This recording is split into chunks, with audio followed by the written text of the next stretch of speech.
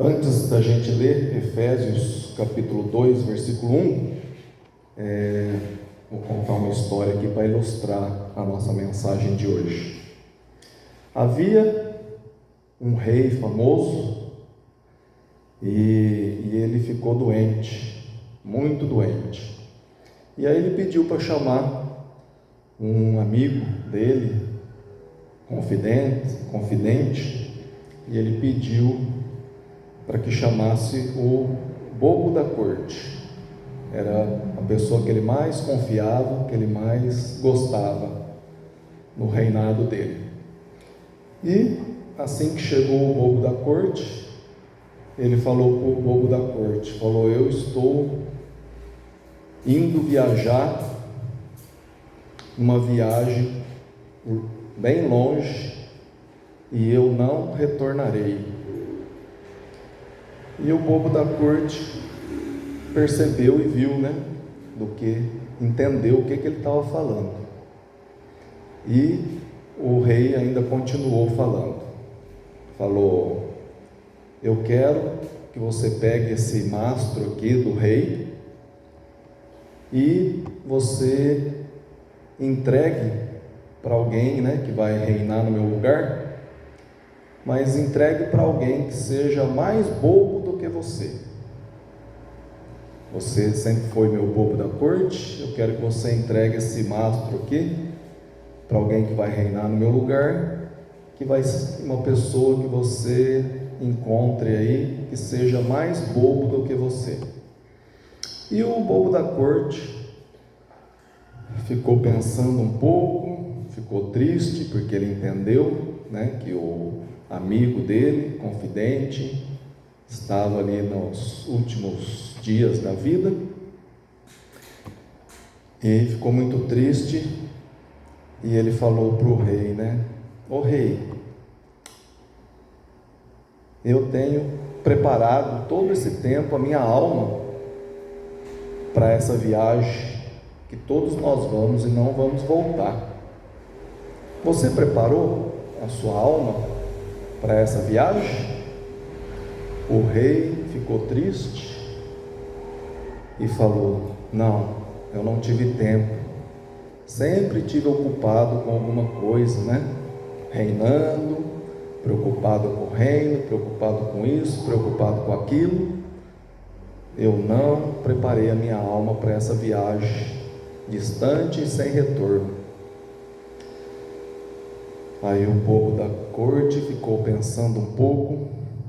Ele já estava segurando aquele bastão, e aí ele pegou o bastão e devolveu para o rei e falou: eu já encontrei uma pessoa mais boba do que eu, porque você não se preparou a sua alma para essa viagem.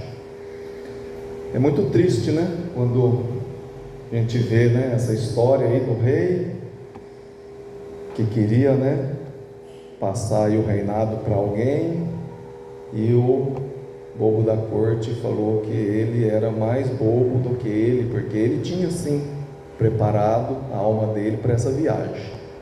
Porém, o rei, que se dizia sábio, se dizia o tal, não tinha preparado a alma dele para essa viagem longa e sem retorno.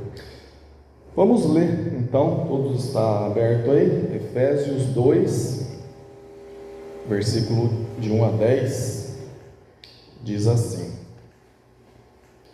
vocês estavam mortos em suas transgressões e pecados, nos quais costumavam viver, quando seguiam a presente ordem deste mundo, e o príncipe do poder do ar, o espírito que agora está atuando nos que vivem na desobediência.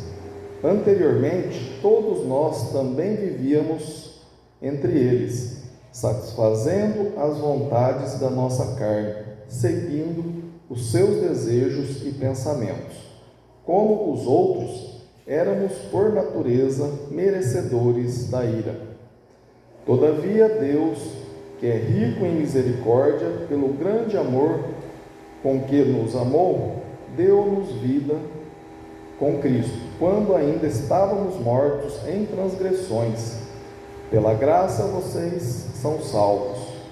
Deus nos ressuscitou com Cristo e com Ele nos fez assentar nas regiões celestiais em Cristo Jesus, para mostrar nas eras que hão de vir a incomparável riqueza de sua graça, demonstrada em sua bondade para conosco, em Cristo Jesus. Pois vocês são salvos pela graça, por meio da fé, e isso não vem de vocês, é dom de Deus, não por obras, para que ninguém se glorie, porque somos criação de Deus realizada em Cristo Jesus para fazer boas obras, as quais Deus preparou antes para nós as praticarmos. A gente vê aí que do versículo 1 a 3, fala aqui que nós estávamos mortos.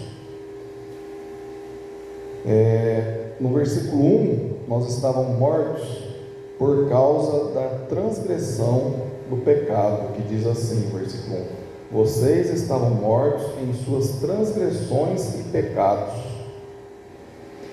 E no versículo 2, fala que a gente estava seguindo o príncipe desse mundo, diz assim: nos quais costumavam viver quando seguia a presente ordem desse mundo, e o príncipe do poder do ar, o espírito que agora está atuando nos que vivem na desobediência.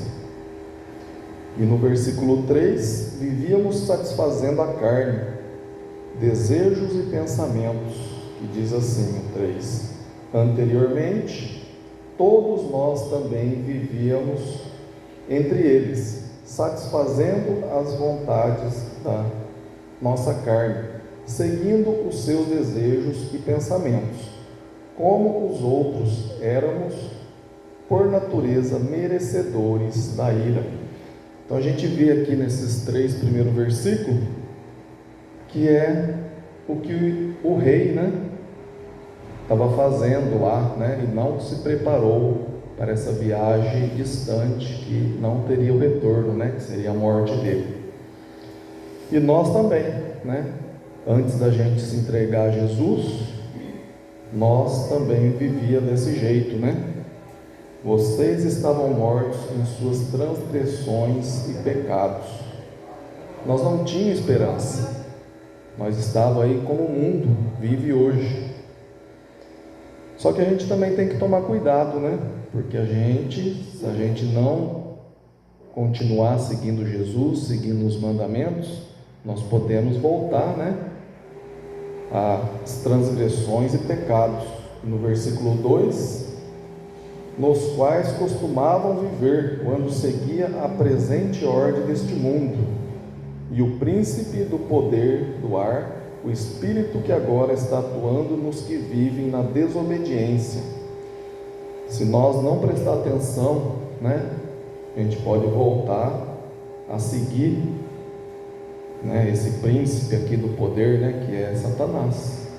O mundo aí está seguindo ele, está obedecendo ele, e nós temos que tomar cuidado para a gente não voltar, E no 3, anteriormente todos nós também vivíamos entre eles, satisfazendo as vontades da nossa carne, seguindo os seus desejos e pensamentos. Como os outros, éramos por natureza merecedores da ira. O rei não tinha preparado sua alma, para essa viagem. Ele é, merecedor da ira de Deus, Ele não ia para o lugar de descanso, ele ia para o lugar de sofrimento. Mas aí você me pergunta, Ô Ronaldo, mas eu já fui salvo, eu já fui batizado, eu já entreguei minha vida, para Cristo, mas a gente tem que tomar cuidado, que a gente pode voltar, né? Ao contrário, né, de algumas religiões que falam quem é salvo sempre salvo, a gente vê que se a gente bobear, a gente pode cair nesse mundão de novo e perder a nossa salvação e ser merecedor aí da ira de Deus. Ah, mas eu não roubo, eu não mato, eu não peco, né? Muitos pensam assim, né? Eu não preciso, né, de Jesus, eu não preciso dessa salvação aí que você está me pregando, porque eu não peco, né? Muitos nem vêm à igreja por causa disso. Mas em Tiago fala, né, que aquele que deixa de fazer o bem já está pecando. Você não precisa roubar, você não precisa matar, né? Você não precisa fazer essas coisas mais, adulterar, não precisa fazer esses pecados mais visíveis, né? Tiago fala: aquele que sabe que tem que fazer o bem e não faz, já pecou, né? E isso todos nós, um dia ou outro, a gente peca, né? Porque muitos vêm pedir, né? Às vezes, né? O mendigo aí vem pedir as coisas para a gente, muitas vezes a gente não dá, né? Então a gente está deixando de fazer o bem. Uma pessoa pede uma ajuda, às vezes, não, estou ocupado, né? Igual o rei lá, né? Que se preocupou com tantas as coisas e às vezes a gente não ajuda as pessoas, então a gente está deixando de fazer o bem, né? Quantas vezes, né? Eu deixo, né, de fazer o bem, né? Eu faço caminhada aí nas minhas folgas, e aí aqui no bairro tem muitos mendigos, né? E muitas vezes eu dou desculpa, né? Falo, pô, se eu for dar dinheiro para cada mendigo que eu cruzar aqui, eu vou ficar pobre. Estou pecando, né? Porque eu não estou ajudando, estou deixando de fazer o bem, né? Às vezes falo, não vou dar dinheiro porque ele vai comprar pinga, vai comprar droga, né? Mas eu preciso melhorar, porque eu não paro para perguntar para ele o que ele está precisando, o que eu posso fazer por ele, para tirar, se ele quer sair dessa vida, né? Muitas vezes ele não quer, né? Mas é uma falha minha também, né? Parar e perguntar, porque Jesus falou, né? Quando os fariseus perguntou quem é meu próximo, ele contou aquela história, né? Que estava descendo, né, um fariseu pelo caminho e viu lá uma pessoa que tinha sido roubada, espancada, quase morta no chão. E o fariseu passou do outro lado e foi embora. Daqui a pouco passou o mestre da lei também, olhou aquela pessoa lá quase morta, espancada, e passou também longe. E aí passou aquela pessoa que para os judeus era desprezada, né? O samaritano. Passou o samaritano, aquela pessoa que os judeus desprezavam porque eles não eram religiosos ou acreditavam em coisas que não era o correto. E esse aí que era desprezado pelos judeus parou, colocou aquela pessoa que estava lá quase morta em cima do seu animal, do seu cavalo, e levou até uma hospedaria. Cuidou dele, cuidou das suas feridas, passou óleo, tudo, e na manhã seguinte ele seguiu o caminho, mas falou lá para o dono da hospedaria: vou deixar aqui, né, pago aqui a hospedagem dele, e na hora que eu voltar, se precisar complementar com alguma coisa, eu vou complementar, cuida dele aí para mim, né? Então a gente vê que às vezes a gente é que nem esses fariseus e esses mestres da lei, que a gente sempre está ocupado, né? Eu estou aí na minha caminhada, aí essa pessoa pede para mim, né? Estou estou desde cedo sem comer, só que você sente o cheiro de pinga, né, na fala dele, e fala que está sem comer, mas não está sem beber, né? Mas a gente sempre dá desculpa, mas não para tentar tirar essa pessoa desse caminho. E às vezes a gente é parecido com esses mestres da lei e esses fariseus, porque o mestre da lei, os fariseus, estava correndo, talvez porque ele tinha compromisso na sinagoga. E muitas vezes eu estou fazendo a caminhada também, não paro porque eu tenho que fazer a caminhada e daqui a pouco à noite eu tenho que dar o estudo bíblico, né? Ou aqui para a igreja, ou para a minha família, que eu também dou estudo, né? Online. E aí não dá tempo, né? Não tem tempo para cuidar, né? Dessas pessoas aí. Então a gente está pecando, né? Deixando de fazer o bem. Mas no versículo 4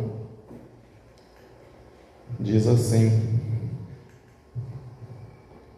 todavia Deus, que é rico em misericórdia, pelo grande amor com que nos amou, deu-nos vida com Cristo, quando ainda éramos mortos em transgressões. Pela graça vocês são salvos. Deus nos ressuscitou com Cristo e com Ele nos fez assentar nas regiões celestiais em Cristo Jesus, para mostrar nas eras que hão de vir a incomparável riqueza da sua graça, demonstrada em sua bondade para conosco em Cristo Jesus. Ainda bem que Cristo não vai me salvar pelas minhas obras, né? Ele é rico em misericórdia, né? Fala aí, né? Pela sua misericórdia, no versículo 4. E no versículo 5 fala que fomos salvos pela graça. Não importa o que eu faça, posso fazer o que for, eu nunca vou conseguir comprar minha salvação, porque nós somos salvos pela graça. E no versículo 6, né, fala que Ele nos ressuscitou e nos assentou com Cristo, né, nas regiões celestiais. O Moacir leu também no versículo 1 aí, né, no capítulo 1, né, que quantas graças, né, nós recebemos, né, mas não é graças aqui na terra, né, é graças celestiais, né, e aí nós estamos sentados com Ele espiritualmente, né, nessa graça celestial. E no versículo 7, demonstrou para sempre, né, a sua bondade, até para as eras que há de vir. E no versículo 8 a 10, ele diz: pois vocês são salvos pela graça, por meio da fé, e isso não vem de vocês, é dom de Deus,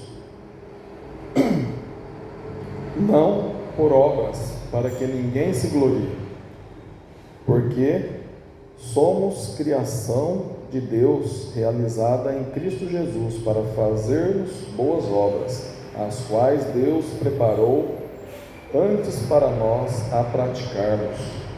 Então a gente vê aí no versículo 8, né, por meio da fé e dom de Deus é que nós somos salvos, né? Pois vocês são salvos pela graça, por meio da fé, e isso não vem de vocês, é dom de Deus. E no versículo 9, não por obras, para que ninguém se vanglorie. Não por obras, para que ninguém se glorie. E no 10, fomos criados para fazer boas obras. Está aí, porque somos criação de Deus, realizada em Cristo Jesus, para fazermos boas obras, as quais Deus preparou antes para nós as praticarmos. Então Deus é bom e nós devemos ser bons também. Nós devemos imitar Ele. Fazer boas obras deve ser da nossa natureza, não fazer as obras porque temos que pagar o que Deus nos deu, que Ele deu de graça. E o pecado mata a alma. Seguíamos Satanás por praticarmos obras más e éramos dignos de castigo. Deus, por misericórdia e graça, nos deu agora a vida eterna. Que Deus possa continuar sendo rico em misericórdia, para que todos nós possamos alcançar essa salvação, porque nós não conseguimos pagar por preço nenhum. Vamos orar para que Deus abençoe a sua igreja. Senhor nosso Deus, Pai amado eterno, louvado seja o seu grandioso nome, Deus, Criador do céu e da terra, de tudo que há. Agradecemos, ó Pai, por mais um primeiro dia da semana, que estamos aqui reunidos em seu nome, para louvar e engrandecer seu santo nome, ó Pai, porque o Senhor merece, o Senhor tem nos dado tudo, e deu seu Filho Jesus Cristo para morrer naquela cruz por cada um de nós, ó Pai. Temos essa maravilhosa salvação por esse sangue maravilhoso de Jesus, que nos limpa e nos purifica de todo pecado, e isso vem de graça, e que o Senhor possa continuar nos dando essa fé, para que no último dia possamos ressuscitar com o Senhor e morar com o Senhor aí no céu, ó Pai. Toque o coração de cada um de nós, aqueles que já se entregou a Ti, para que continue firme, perseverando no caminho, e toque o coração daqueles que ainda não entregou a Ti, ó Pai, para que faça isso quanto antes, porque como a gente viu naquela história inicial, o rei ficou nos seus afazeres, esqueceu de preparar a sua alma para essa viagem longa e sem retorno, que é a morte, e que nós possamos sempre estar preparando a nossa alma para esse encontro com o Senhor aí no céu, Pai. Abençoe a sua igreja que se reúne aqui nesse local e em todo mundo, que juntos possamos seguir firme nessa caminhada rumo ao céu. E é em nome de Jesus Cristo que oramos e agradecemos hoje e sempre. Amém.